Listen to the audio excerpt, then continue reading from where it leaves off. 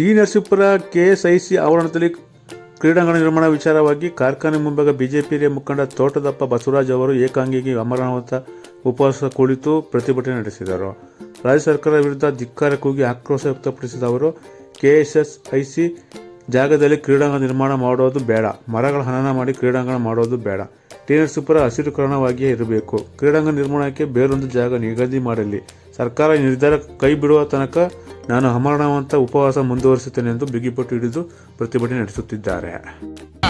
ಬೇರೆ ಕಡೆ ನಿರ್ಮಾಣ ಮಾಡಬೇಕು ಅಂತ ಆಗ್ರಹಿಸಿ ಇಲ್ಲಿ ಈಗ ನೀವು ತಗೊಂಡಿರ್ತಕ್ಕಂಥ ನಿರ್ಧಾರವನ್ನು ಕೈ ಬಿಡಬೇಕು ಅಂತ ಹೇಳಿ ನಾನು ಏಕಾಂಗಿಯಾಗಿ ಅಮರನಾಥ ಉಪವಾಸವನ್ನು ನಾನು ಈ ಕ್ಷಣದಿಂದ ನಾನು ಕೈಗೊಳ್ತಾ ಇದ್ದೇನೆ.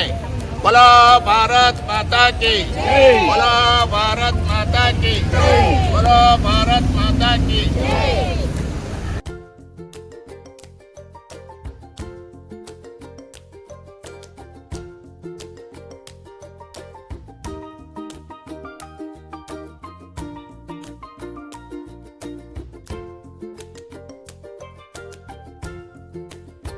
ಸರ್ಕಾರದ ಗಮನವನ್ನು ಸೆಳೆದಿದ್ದೀವಿ.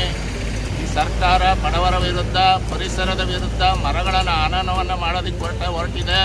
ಇದನ್ನು ಖಂಡಿಸಿ ನಾನು ಈ ಕ್ಷಣದಿಂದ ಅಮರನಾಥ ಉಪವಾಸವನ್ನು ಕೈಗೊಳ್ತಾ ಇದ್ದೇನೆ.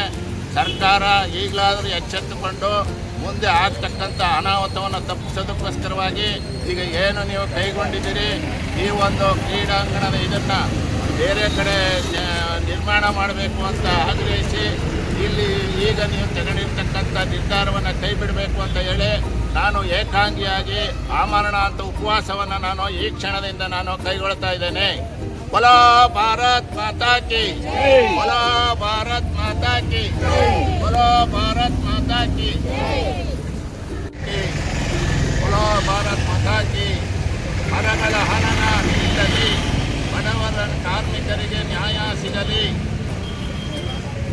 बोलो भारत माता की.